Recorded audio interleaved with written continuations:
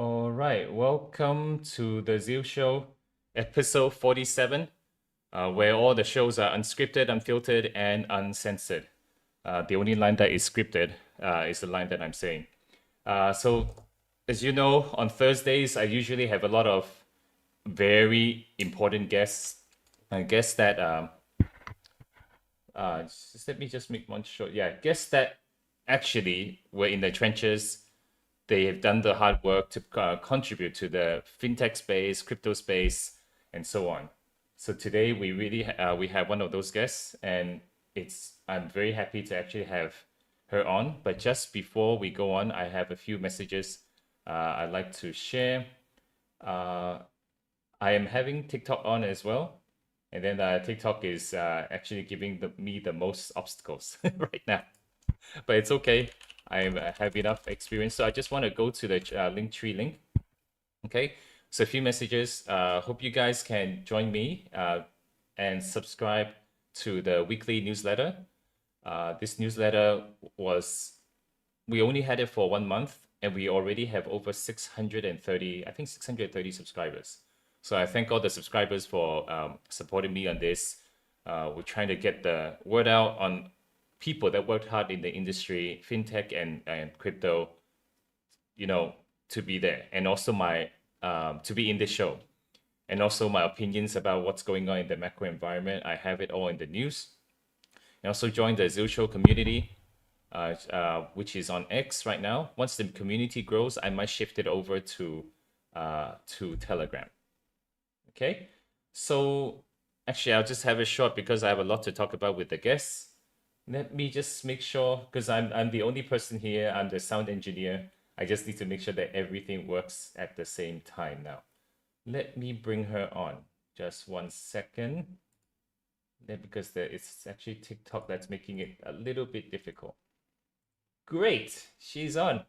Hi Zan, how are you? Hi, good. Hi, Anson. This is like really interesting. We had so many of this, of these conversations. It's just that I think this time we are allowing people to listen in, right? Yes, this is live, and I actually asked a lot of guests to join, and then everyone thought it was a recording. But when I tell them it's live stream, and they suddenly flinch and say, "Huh, it's live," so everyone can hear me. But then most of the guests have been on conferences and speaking live already, so I don't know what they are so worried about. But but many are actually having the mindset and they want to come on. So I actually have a long lineup. And thank you for being part of the lineup. I know you waited a month to actually be on the show. So how has everything been for you and for Revo? Very good. I think so far, I think some of the questions that you will ask, probably we'll just get on with the questions. But I think right now I have played different roles and having different relationship with regulators, with people with or without crypto. So I think, later we'll share more about the journey. So yeah, why don't we just Yeah, start with some of the questions great. and No. Why don't we start off for the people? Because I have people not just in Singapore, from US, from South Korea as well. Maybe explain a little bit about who you are, how you started in crypto.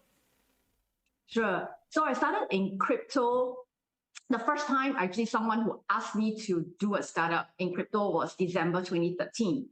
At that time, I just had a baby, literally a real baby. And a friend from the US, from New York, asked me whether I'll be interested to place a Bitcoin ATM in Singapore. So I was very excited because I heard of Bitcoin, and when I first heard about it, I think when it first started, 2009, 2010, and at that time was a few cents. I didn't know how to get it. So to me, it's like a Bitcoin ATM. Sure, sounds good. So what do I do next? And the whole reason why he asked me was because my previous life before crypto was in real estate investment. So for him, Bitcoin ATM is a machine. So it's easy for me to find a space or a landlord who will let us place the Bitcoin ATM, which happened to be the first in Asia. We did not think that Singapore will have the first Bitcoin ATM because at that time there are already, I think, at least one machines in Hong Kong. But they were having some. But before that, how did you get into crypto? What was the spark?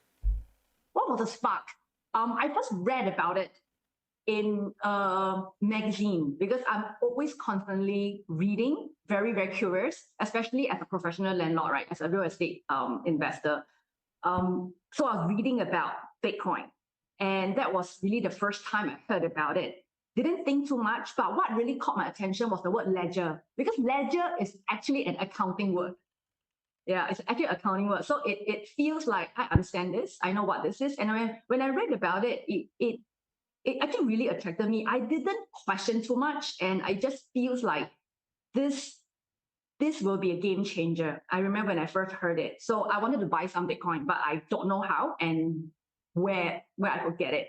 So again, so fast forward that to 2-3 years later. So when my friends talked about Bitcoin ATM, it clicked immediately because that time I was like, oh, okay, I read about it. And now we are trying to help people get their hands on Bitcoin. So, it's just, sure, let's get started. Like, what do I do next? Kind of, not much in terms of no resistance, no questioning, just felt like it was the right thing to do.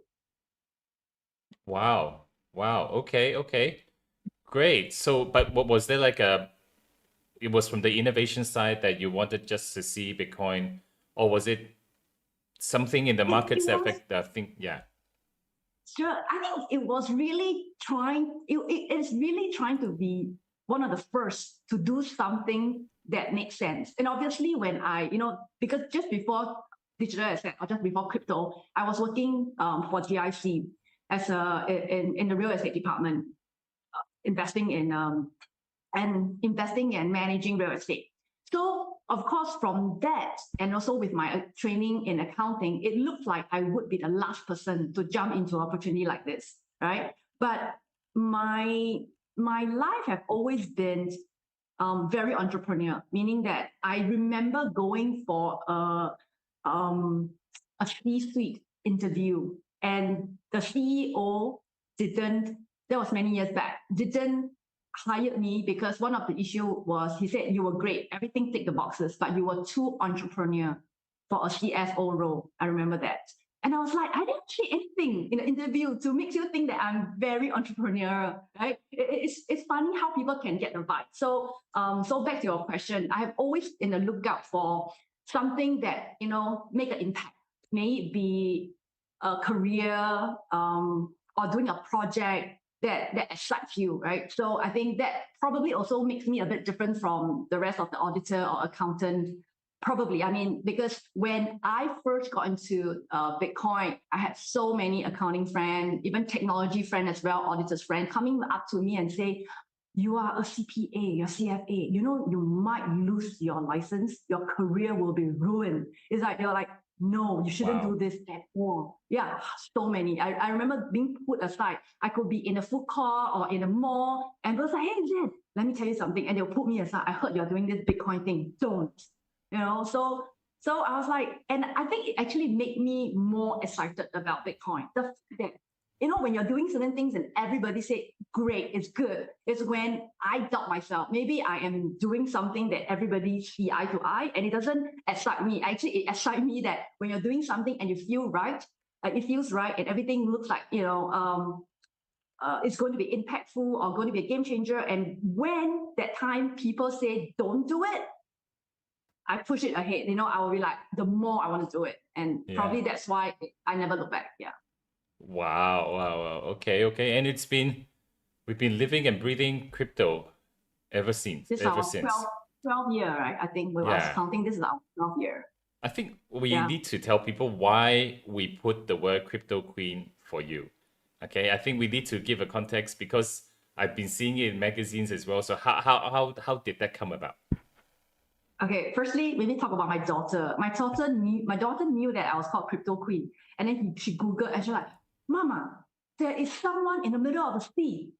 It's not you, right? Like, because I think this Crypto Queen has been used in on different people. But anyway, how it came about was, it was the ACCA magazine in 2019 that I had an interview and I spoke about what I've done in the space in terms of taxation, or trying to be really spreading the word about blockchain, what we did. And Anderson, I think you were on some of the panel with me as well, right? We were back to back on, I think, some of the treasury or accounting conferences, Yeah. right?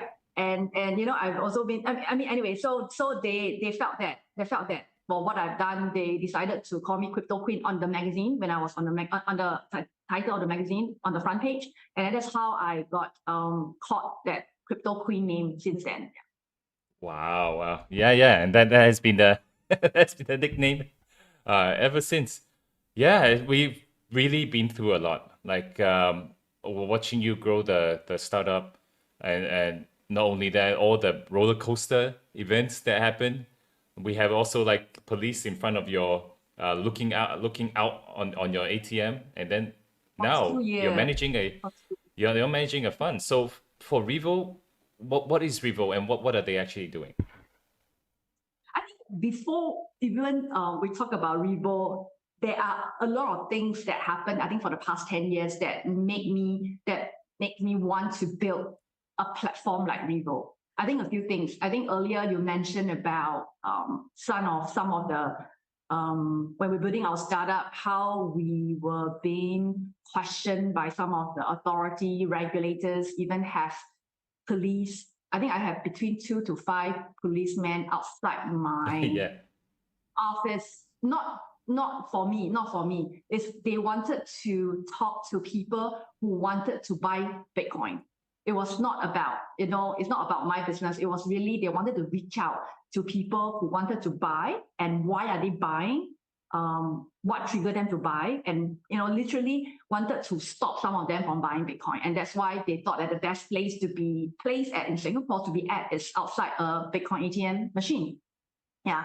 So I think with that, and I think one of the things how I got into the space, I mean, to add on to that point you asked earlier, was I really love the inclusive fintech aspect, right? How blockchain is going to democratize the whole financial system. I think that has been one of the key things more than 10 years ago that get me started as well. And of course, now it has been like become of like a very stale reason why you're in crypto.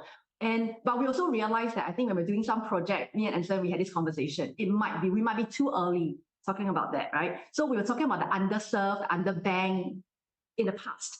And now on the flip side, we're looking at crypto wealth or crypto native as being the underserved right now, right? When you talk about underserved, there are two underserved. One is the developing country, underbanked kind of community. And now we're talking about the crypto community, which are underserved as well. So I thought that now I am still working with underserved, but I said that I love the fact that I am making a little bit of like a U-turn back to the traditional finance side, because all along I was called a mutant anyway.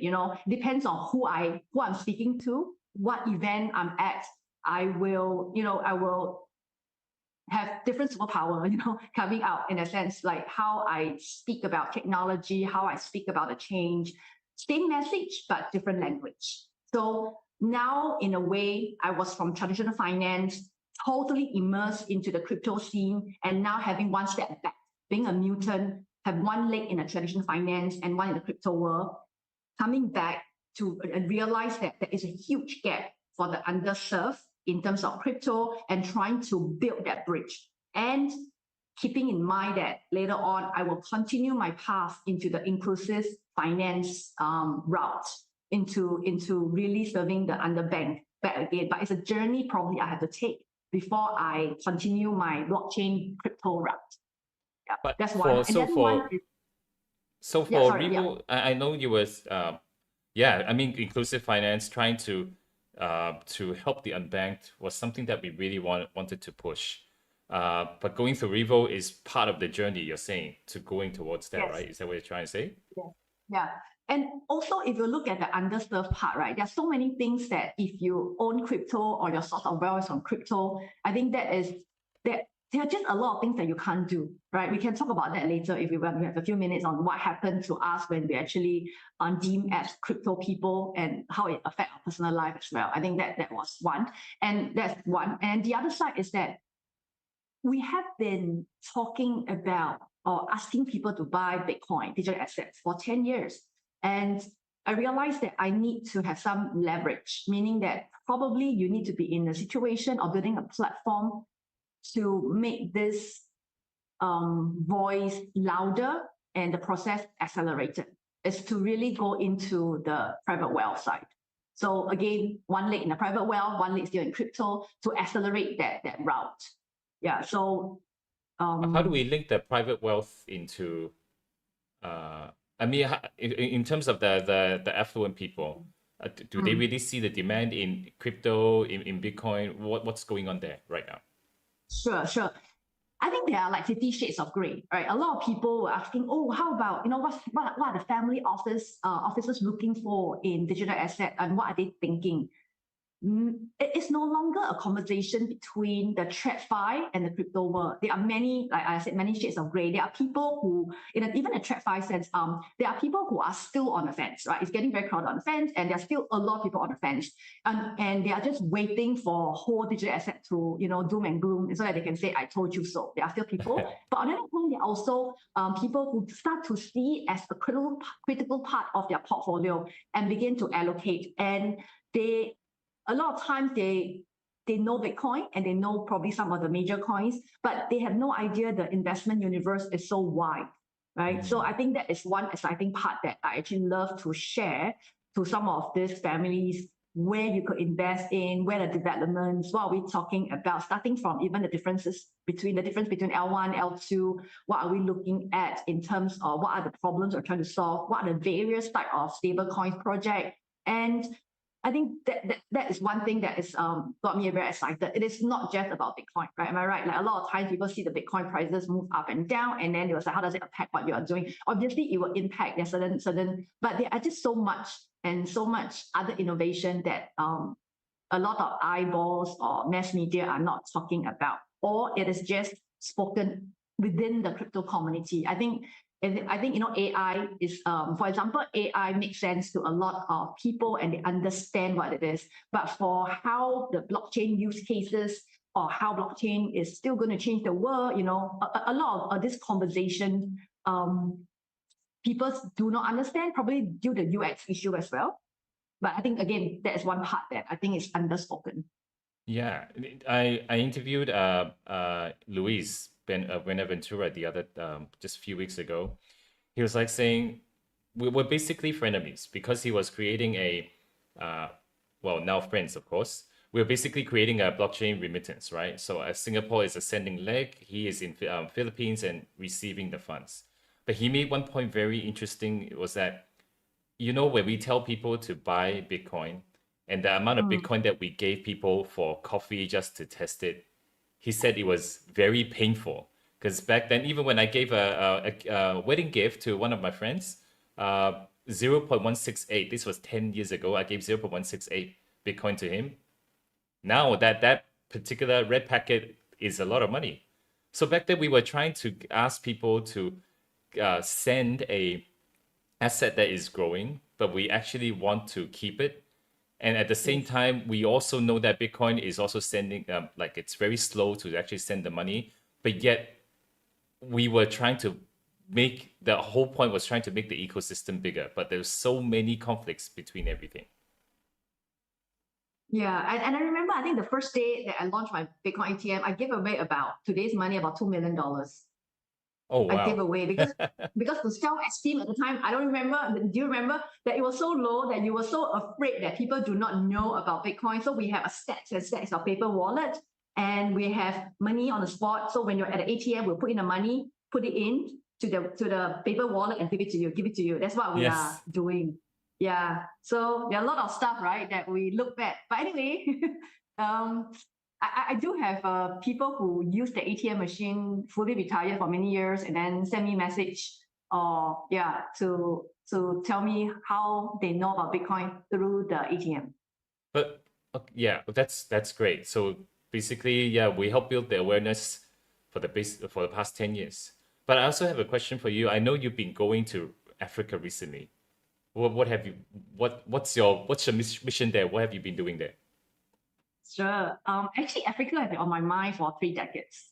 When I graduated almost 3 decades ago, now I look back, I read an article on The Economist, I remember, talking about the up and coming, the emerging Africa. I remember that article. And I knew that at that time, I mean, there are a few things that I wanted to do. I think at that time, I thought, okay, Africa, the number looks good, but it will be more so-called ripe for going into either doing investment or, some projects later part of my career, which is now, right? So that's one thing is always at the back of my mind. And I think I remember 30 years ago, I also wanted to do logistics because I was thinking that sooner or later everything will be really cheap, and what really make a difference is the logistics.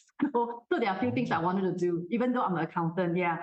And I thought, okay, because before that, again, that time there were a lot of things in my mind, how I want to craft my career for the next 30 years, what I really want to do and what I see myself. So there are a lot of things. So Africa is always in my mind again. So coming back to that. So finally, I've never visited Africa until 2 months ago when I first stepped foot in Rwanda.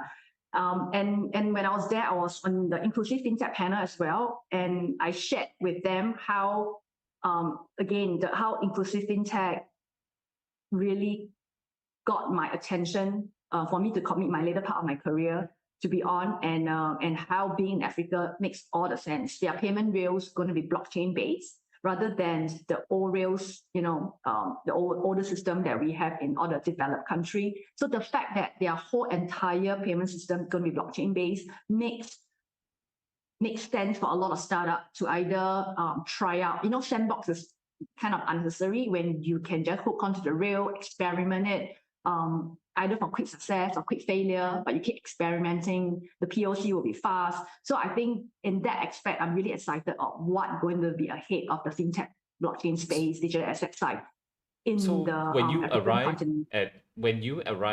It was Ethiopia that you went to, right? Sorry, say that again? Because it was Ethiopia that you went to, right? Well, which No, country did you go to? Rwanda. Oh, Rwanda. Rwanda. Sorry, Rwanda. Interesting. So, do you when you arrived there, what was your expectation and what was your feeling when you actually went there? Like once you arrived? I want to be there and speak with people, speak with the startup, really get to know what they're doing, what they're thinking. Because, one of the key things that I think one of the questions that you want to ask was some of the superpower I had, I think you wanted. So I think one of the superpower for me was really relationships, talking to people, finding out what's their either business mandate, life mandate for myself as well. I think it all intertwined because I have this I'm a very patient person, but when it comes to trying to improve myself, may it be doing interesting projects, learning new things, getting to know new people, relationship-wise. So I'm curious.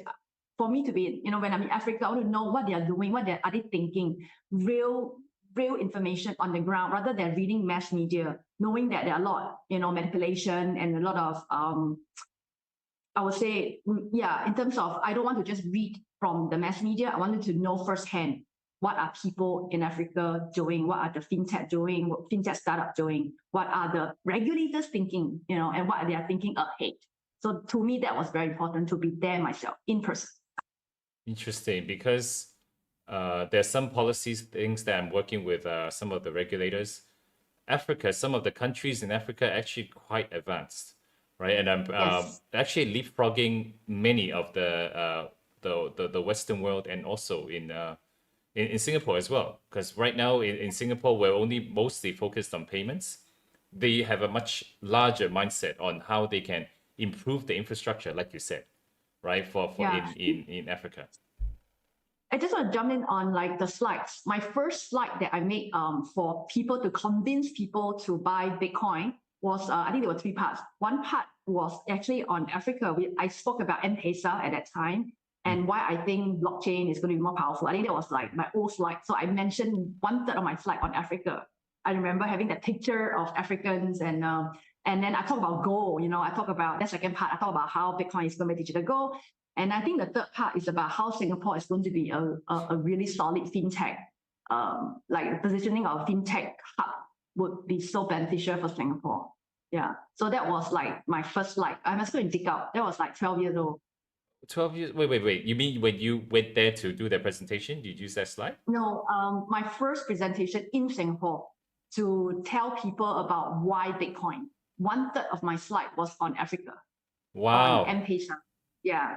And one third Wow. is on digital gold. And the third one was on Singapore. And also I talk about the valuation of Bitcoin. And I compare with Visa and PayPal and Facebook. I remember that slide. Yeah. So Wow. that was And in April 2014. It was in SMU. I remember that my first lecture on why Bitcoin. yeah, and I just saw the news yesterday. Bitcoin flipped Amazon already. So Mm, basically, we're now Bitcoin's market cap is heading for Apple very soon. Just it just needs to go up yeah. another 25-50%. It basically will then start flipping.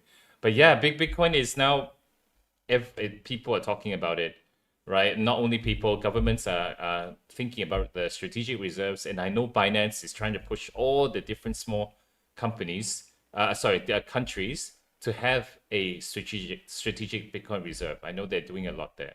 So with your Right, right. with at the Revo side of things, are you seeing even clients wanting to use Bitcoin as, as a reserve to hedge against whatever is going on in the world, not just even inflation? Yeah, for sure. Because when you think about family offices, their investment timeline is much longer than just an investment fund, right? For example, or a small, in a way they wanted, I mean, the wealth is about transgenerational wealth.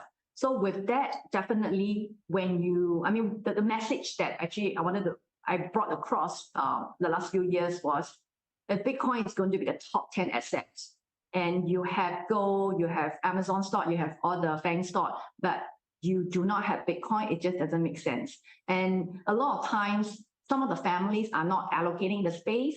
I mean, there are three reasons. One is real resistance; they really do not like the space, and then one is because of just under informed, right?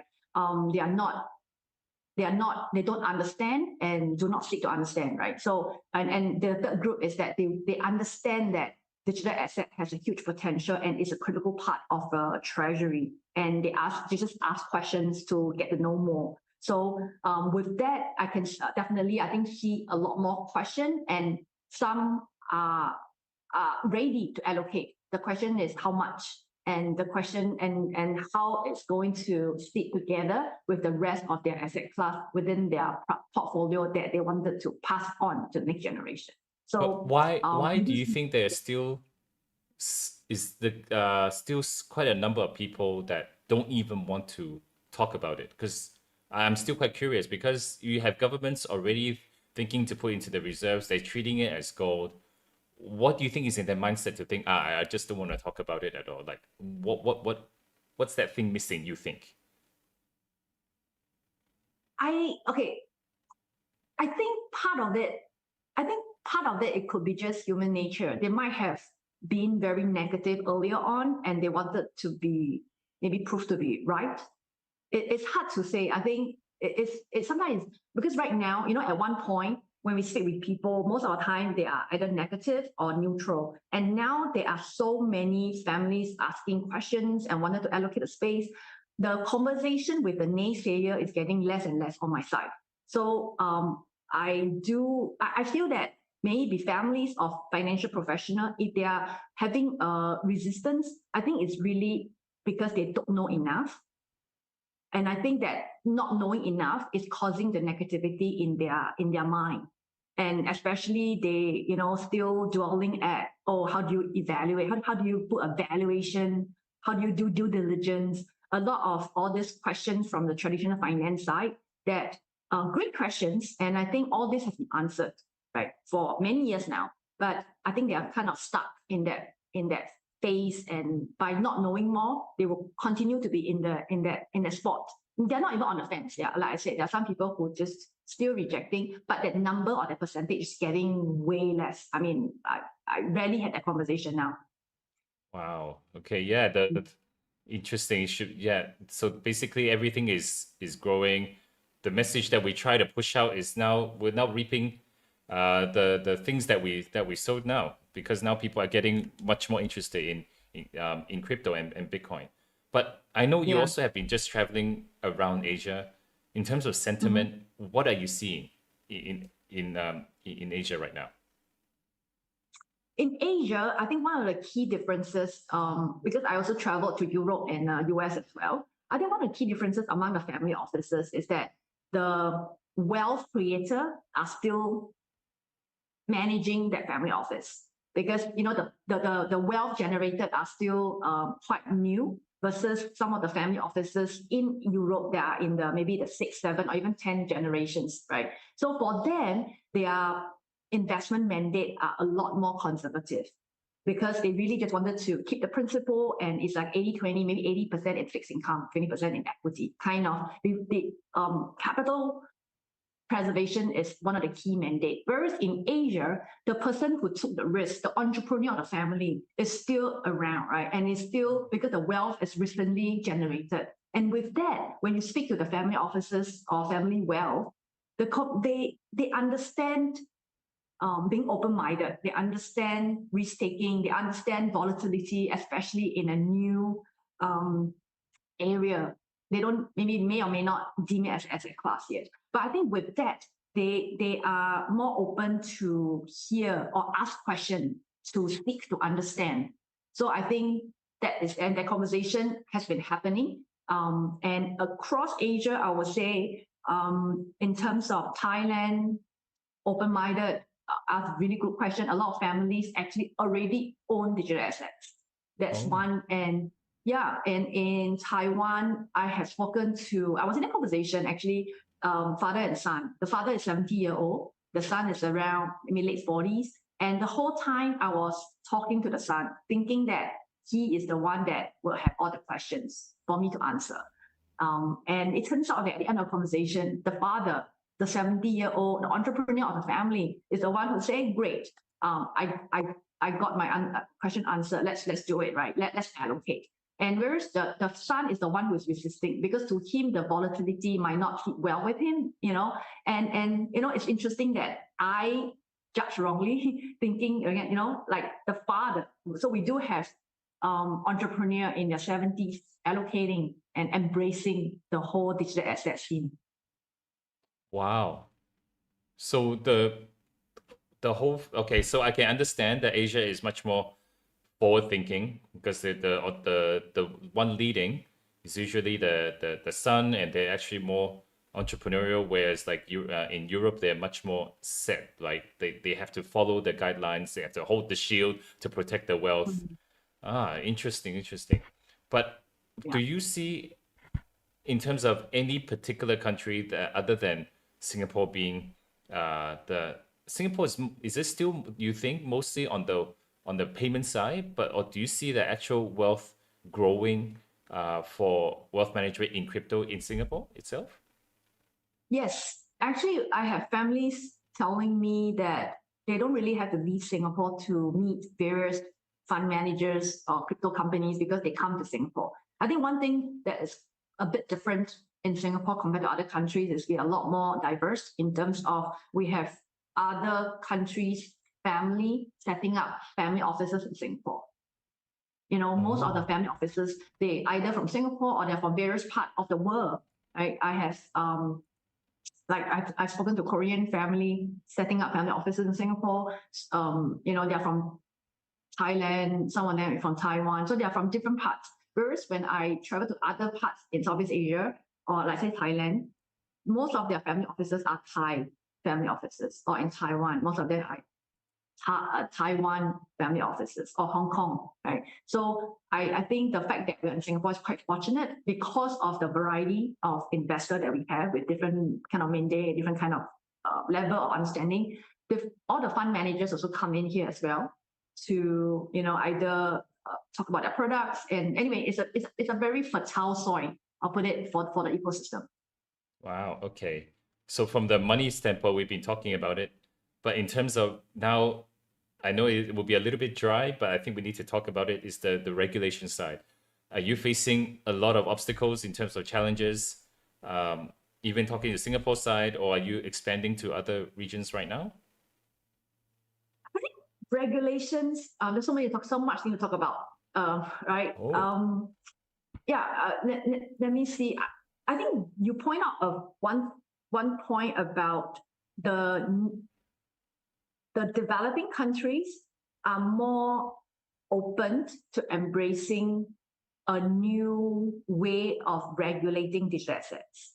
Yeah, I think, for the older economies, it's kind of tempting to copy and paste what you already have in the traditional finance world. May it be security, may it be some definitions of products, which you can see in US, right? They're trying to term it or describe it under what they have. They're trying to put it into an existing basket that they already have, because that's probably the easiest way to do it, and probably also a better way to keep your job as well, right? On a regular point of view. But whereas on the developing country side, a lot of their rules and regulations are still in process, work in progress. So it doesn't make sense to copy and paste what they have. And so they are more open and the more ready to come out with a brand new set of regulations for digital assets. Interesting. Okay. Great. I mean, we talked about a lot about Revo. I want to now jump back to you, okay? Because as we said, you've been in the space actually longer than me. I think 2012, right? 2012 was your first exposure. About the same time. Yeah.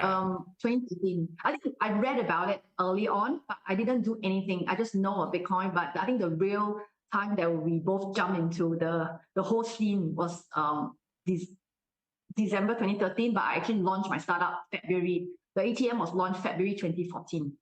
2014. Okay. So was there something, let's say, what you know now, that you can tell your earlier self? Well, what is it that what you expected compared to what we know now? What if you were to jump back 10 years? What could you have told your earlier self? I think there are various points in the past 12 years that I think I told you before that if I know how hard it was, I might not have done it, right? I think we had this conversation so many times. But I think if I were to go back 12 years ago, I would have warned some of my younger self, some of the things not to do and how to really do or play the game differently. Having I think that time 12 years ago, I have a more naive idea of how to run a startup and how to really build leverage in your voice. And I think, earlier on, there's so many times, I mean, there are conversations or there are conferences that I went to, which I shared with you, right? They thought I was there serving coffee or I'm someone's wife or girlfriend. I'm waiting, but I'm not a participant just because it's a crypto event. So, I think I would probably wouldn't tell the younger self how hard it is because there's no point, but I would tell her what to do. That means that to save a few years, to save a few anguish moments, there's just, I don't know, like now there's just so much memories coming in. Some of the things that I should have done, especially seeking alliance. I think that's one thing. Building network and alliances in various parts, may it be in the crypto tribe, the regulators, private wealth. Not knowing, I underestimated the power of private wealth in Singapore, like the power of old money in Singapore. I think that is number one. And how, when you need to get help, get help. That means I think at one point I was so zip up, I think in my own crypto tribe, that I realized I forgot I have this TradFi network that I could lean on as well. Yeah, to really be, more open-minded on who you can have conversation to really push your project forward or to make your voice louder. This is very interesting because I actually can align with you on this, because when crypto started coming in, the narrative was, okay, this is the new money. We don't really need to touch the old money. The new money would then cover the old money because our narrative back then was this is going to, be the one thing that will be the bank killer, right? But as we move along, we realize it's actually more of I will call it a partnership than actually trying to take over it, because they have experiences and resources and even some wisdom that our younger selves did not have, right? So I had this conversation also same with Louise as well, that right now the younger people, we just also wish that they learn some of our lessons, because a lot of the Bitcoin lessons that we have, most of them actually don't know. Many of them are coming in just for the money. Like I was in just a in one of the conferences that I last was in last year, right? I was actually, it's a small workshop actually. I asked them, do you know who Satoshi Nakamoto is? Only a couple of hands were up. No one actually knows now. It's actually very, to Louis, was very saddening. To me, it's also quite ridiculous that no one studies the history. Everyone is in just for the money. So things are really changing, and if people don't know the ideology behind, I don't know what this whole ecosystem is going to change to. Because just like what Dave Shinhead was saying, he doesn't own any Bitcoin anymore because he sees the whole industry change from what it was supposed to be. So yeah, Yes. so Yeah. any thoughts on this? Yeah, I remember you said this before. That was early on. I think it was 2016. That 1 year in crypto is equal to like the stock year, right? 7 years in traditional finance. So that was 2016 when we were in it for like 3 years. So we almost had like 20 years experience then. I remember we were in the conference saying that. Yeah, I do agree. I've seen the space have changed. The people who are involved, the understanding has changed as well. Because when I'm trying to hire my own team, I love to talk about what they thought, what blockchain or what crypto mean to them. So yes, and also back to what I mentioned about 50 Shades of Grey, it's no longer about people who do not have crypto trying to buy crypto and vice versa, right? That there are people who own crypto and certain kind of crypto, but actually shut off to other crypto. We do have, yeah, you're not, even crypto native is no longer just black and white. There are people who own crypto but are not open to other parts, and there are people who don't own crypto who are really embracing the VC side. Some of these smaller altcoins, the business model, and how relevant it is to the TradFi world. So the conversation is changing. Right, early on it was like, do you own crypto? Do you own Bitcoin? No, yes or no. And now it's I think the language may be, if you're trying to do a startup, trying to get people together, or you're trying to raise AUM, or you're trying to allocate, the industry is filled with people with different mandate, I would say, maybe personal or their own corporate mandate, and people with different kind of layers of knowledge. Yeah. Wow. Even on the regulation side, remember the regulation side has done so many rounds of reincarnation, if you realize, right? Depending on where and what to talk about. So, some of the regulatory panel now may not even cover, like, for example, they don't talk about the payment license anymore in Singapore. They talk about the stable coins, for example, and then they're just, because so much has happened. So you can't just put everything together and just, how do I call it? Like it's just not a simple one language in the space anymore. Yeah, it's really, really changing. But for you on your journey, were there any points that you thought, I'm really giving up? I really want to walk away? Because I do see a lot of people that walked away, never came back. Yes. I also see some that came back, only came back for a few months, and then they came back at the top of the cycle, and then they left again. Well, was there any point that you wanted to go? I think now it is, crypto is so part of my identity now that I'm not leaving the space. And yes, in the past, I think at that point where I do have, when I almost sold my company at that time, there was this point, it was really difficult. I think that I thought of walking away, but I think what really stopped me from walking away was the next generation, which is my kid. I thought about it. I thought about what's the point of walking away. It's really coming back to, hopefully in 10, 20 years time, I have a good story to share. And I didn't want my story to just end like that. So I think that was what really kept me going. I wanted to really thrive. And just a few days ago, I have a friend who asked me, like, what would your, the question, the age-old question of what would your biggest regret be, right? If you were to die next week. And to me, it's like, I think my story is not over. My story is not fully written. I wanted to build better relationship with my, family, children, better relationship with my own finances, my own superpower, my skill set to really thrive. I have not get that on the clockwork, and I'm in the process getting a better version of myself, and which include all aspects. It's not just about career, about maybe speaking, my personal skills, and really enjoying life and thriving, be the best version of yourself. I think that part, it will be my biggest regret if I just disappear next week. So that kept me going. I wanted to write a better story. Wow.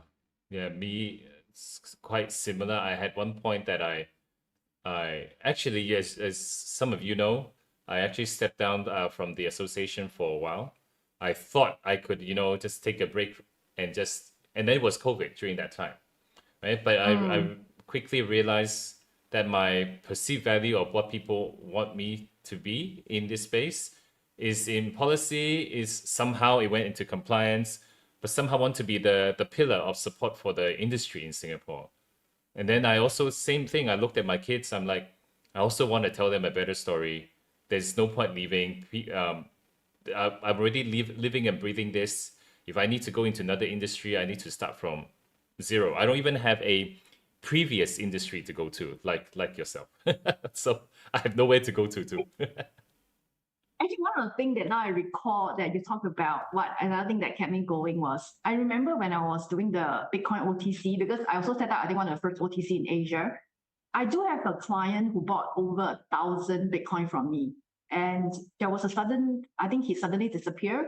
I didn't know why until the wife reached out to me to say that, like, is there any way to retrieve his Bitcoins? I think I shared with you before, right? Oh, yes, And I was yes. like, oh, yeah. And I said, he didn't tell you where he kept it? Did he tell you? So we were trying, the wife FedExed me his computer, right? And we were trying to, and it was like, till now, I mean, I can still see the Bitcoin. It's gone. I mean, I don't know. I don't think anybody got it. It's about more than 1,000 Bitcoin.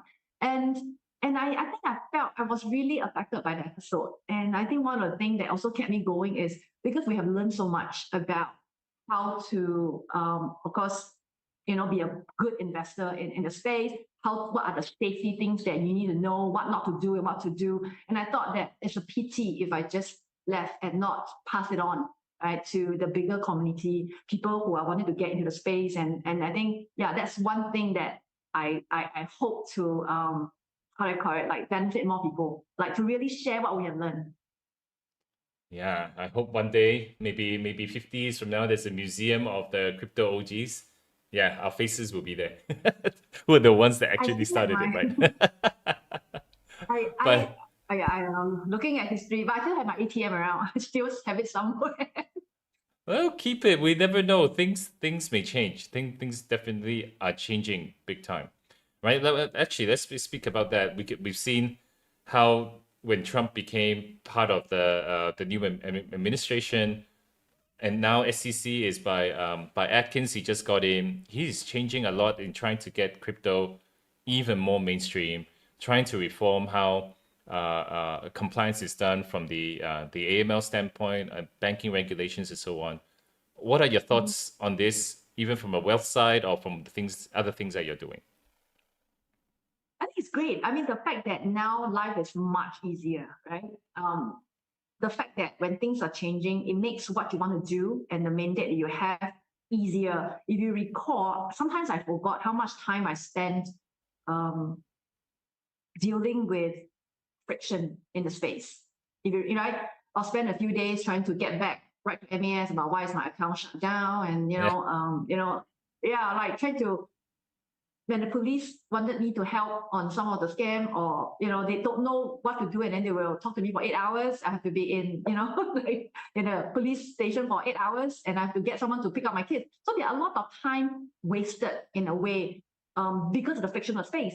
And now these friction are not there, so it felt like your time can be spent a lot more productive, right? So I think talking about the regulators, it is now very productive compared to what we, even as an association, we had to firstly raise money, ask donation, so that we had the money to hire a lawyer, right, to draft up the SPICE our project, if you recall, in SS. Yeah. And that it's now we could have done it easily, right? Number one, I think much easier to speak to the regulators and presenting some of the ideas we have. So it's a good time to be in the crypto space.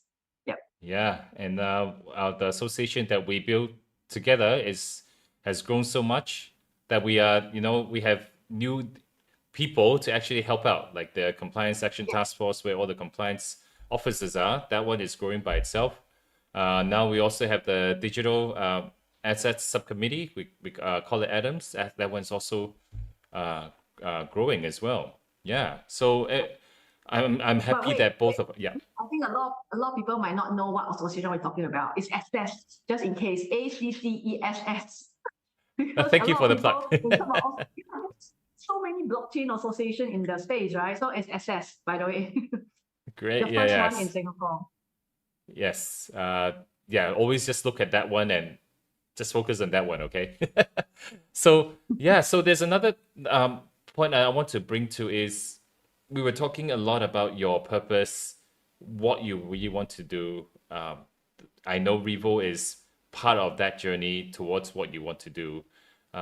You've been putting out a lot of different philanthropy initiatives. Can you explain, talk more about what you have been doing on that front as well?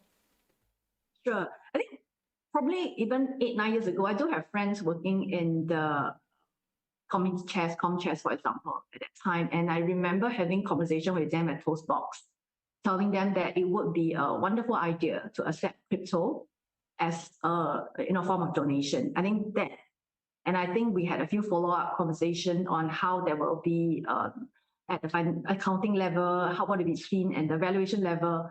But and I think all that, actually nothing much has moved since then, even though the conversation has been. I think now a lot more people are more open-minded in that space, and the other thing is that obviously demand supply, right? Firstly, there must digital asset must be demanded, and the other one, the supply is a lot more now compared to the wealth has increased, and there are more people in that space holding wealth who are willing to donate. And I think it's probably right for another conversation. In between, I actually helped a PhD student talking about philanthropy in digital asset. So I think he graduated with I give a lot of my thoughts and my views about it, and I think all this are not wasted because it is almost like in the past we took a decade to build on this framework. It just maybe takes a day now, a few hours to really get it going, to set it up, to say, okay, this charity is now ready to accept, and you have so many payment options and a lot of software, even software available for them to do what we thought was a difficult or a hindrance to them accepting crypto 10 years ago. Yeah, but the thing is, I'm still seeing a lot of because back then, before I came out to do the Zeall show myself, it was very obvious to me when we did payments in the previous company. There's still a lot of friction in trying to accept crypto, even when we told them that all they will see in the bank will be Singapore dollars, right? What I'm trying to say is, I'm trying to understand why people, there may be no answers right now, just putting out my thoughts. Why, when even we made, when DTC made it easier for you, people are still having that mindset? Is it because that they are scared that they're telling people that, oh, I accept crypto, it will change their reputation? Is it because they don't know where the money comes from, and then suddenly if the police appears on the step and asks them where does this money come from, they don't know how to answer? I have no answer for this as to why it's still, like you said, it's still paused. It hasn't really grown in this the space. I think there's so many ways to answer that actually, because a lot of times probably we are not talking to the right person, because people are just resistant to change, right? Because if I'm not doing something wrong, why should I introduce something new? And especially I think the formal part, not just in the investment part, is people around me or organizations or my competitor, my peers in the space are not accepting it. Why should I rush it? So ultimately it's talking to the right person, pushing at the right time, and I can understand, like sometimes they are not saying no, but there's no rush. There's always something more important as a person's job, right? That takes precedence to whatever we are trying to do. So we just really need to have like an energizer pusher to just keep going until it's done. And yeah, exactly. It's talking to the right person. Yeah, so we to make need things stronger salespeople basically to keep pushing. And because you never know who's the right person, you also need to find the right one, but you also need to be yes, persistent. Great. yes, We're yes. reaching to the last part of our of our talk, and I just have some very quick questions for you. But if it develops into something long, we can talk more about it. But first question for you is, what is the Mm. tech trend that you're seeing outside crypto right now? Outside of crypto, of course, I think AI is huge, and that I think with that, a lot of people also underestimated the overlap, the Venn diagram overlap of AI and crypto, which I think that is the space to watch. But you have to bring together people who understand AI and people who understand crypto, so that become really another subset of people. And I think that area is the space like AI agents in the crypto space or what blockchain could do. So much to talk about. That I Do think you that do warrants you another hour of stuff. do you see any blockchain projects that are, they say they're AI, but then when you actually look into it, they're not really that AI or A lot, a lot. I think it's just the same time, right? I mean, in the past we have companies who say they are doing blockchain, but they're actually not. Same thing now. It's always the case. But what is really impactful and what really to the core is making use of both technology. I haven't seen a lot, but we've seen some, right? And some even some of the tokens that like we're looking at. So it's just I think the sense of this discernment in picking the right project and people to align with in the space, very important. so how the pattern for the right person and the pattern for the Mm, right project. Now you're seeing so many. Do you have any mm. insights on how you're finding the right person and or the right project? I think it's the same thing. Always people first before the project. Mm, Always, right? Because startup always pivot. Same things, technology you can pivot, and AI now makes it so easy for you to introduce modular changes to your technology. And so always people first. Their mindset, what they're thinking, what's their mandate, what's their mission, and then we can layer in the technology. But having said that, of course, sometimes when we are evaluating the technology that they are building, I do agree with you. Just now you mentioned earlier that there is still a lot of fluff, right? There are still, of course, the most fluff I've ever seen is during ICO days 2017. Right, that was like yes. probably the most fluff we've ever seen. And now it all takes, I think, experience and knowledge. And that's why it brought me back to the question that you said. It made me excited to be in a space because now we have a lot more, we can spend more efficient use of our time, really picking people to work with or project with our experience and what we have seen in the past. Okay, great. But, All right, but I'm next. excited Yeah. on, again, I'm excited on where AI overlap crypto and also the DeFi. DeFi has always excited me. As you know, we almost launched a project together on the DeFi space. So I think that is it's going to come quick. That means that it takes a while for us to talk about DeFi for so many years. But when it comes in terms of people using it, not knowing it, and how it's going to generate alpha, how it's going to change the landscape, I think that space will be super exciting to watch. Great. A small plug, 29th DeFi Governance Radio. We have a very big guests coming in. So be sure to watch on the 29th. Okay, so the next one is what I think we talked a little, actually, we didn't talk much about this, but we did talk about Revo. What's the biggest conception that people have about family offices? Is it because, okay, so my perception is always families are always very tight. They want to make sure that the money is more of preservation rather than growth. That's my initial thinking. But for you, what do you see is the misconception that many people have? It's probably what you just said, and the fact that a lot of people think that family offices are homogeneous, meaning that if they have met with one family office, they think that the rest of the family offices are the same. Very different, depending on where they are from, what kind of source of wealth. Was it a tech wealth that they have accumulated, or was it old wealth? And I think what you had was because family offices are very new in Asia. The oldest family offices are in Europe, and of course the biggest family offices are in US. But the newest and the fastest growing is in Asia. So this is and even within Asia itself, because of the various sorts of wealth and And what we are seeing is that, and also like the difference between single family office and multi-family offices, what are the people in the space, and I think the fact that it is so fast growing in Asia, you get to speak to different kind of mandate, what they want to do with their wealth, what is their time horizon, what is and also the what do you call it, the beneficiaries are also quite diverse versus I think some of the family offices we see in Europe and US. We have probably even like 5 nationality, because some of their maybe they are from Singapore, but their descendant is now live in US, and some, just because we are probably, how do I call it, they just very varied in Asia. So back to your question, I think one of the misconception is family offices are very homogeneous. It's not. Yeah. Interesting. Is it because their mandates are not as, as you build even a fund over time, your mandate, your rules and your regulation within your own fund becomes tighter and tighter because people write new rules? Is it because these funds are young and that's why I won't call it gaps, I'll call it flexibility? Because of that, it's people can have more room to maneuver on the different types of assets? Because a lot of them are still in work in progress. A lot of their family constitutions are still work in progress. Some don't even have it yet. So I think that's what makes it flexible, and that's what makes them wanting to know what is the best governance or the best practice. So I think that is where what you mentioned, the flexibility come in.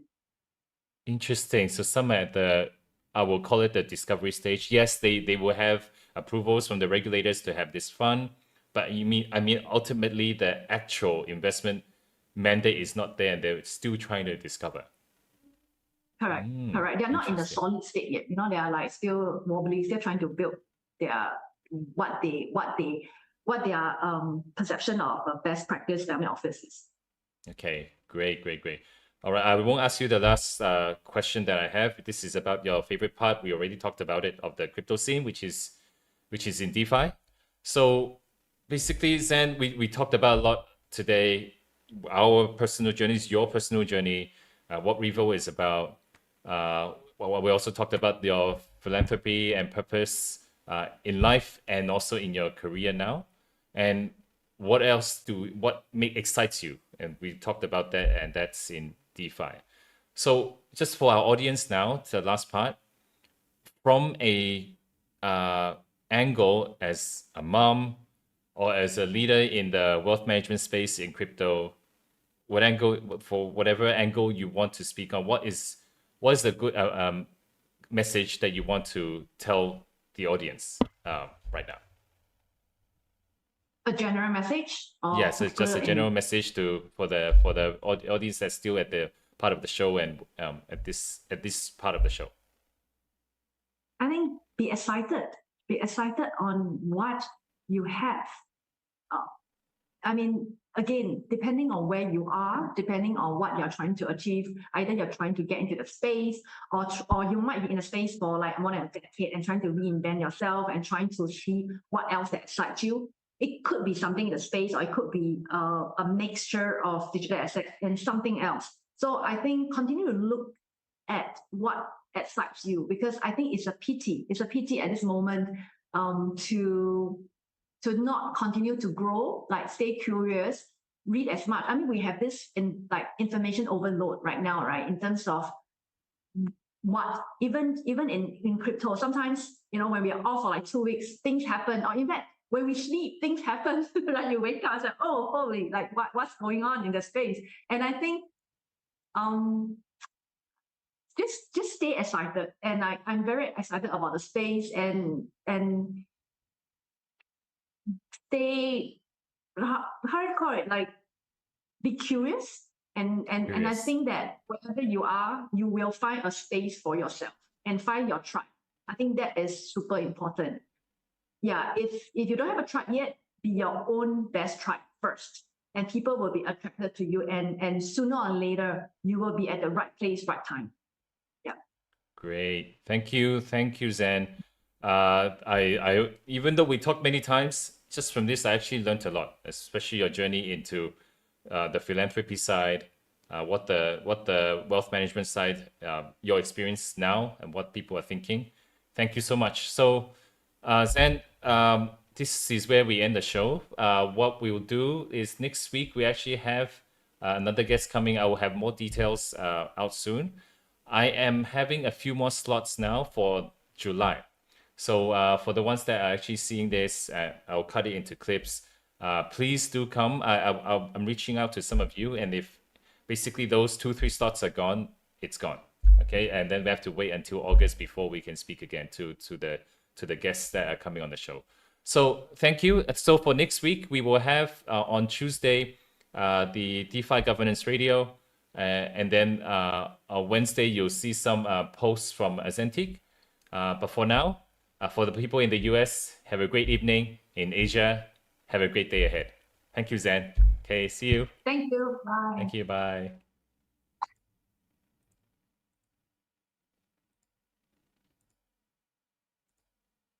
Okay.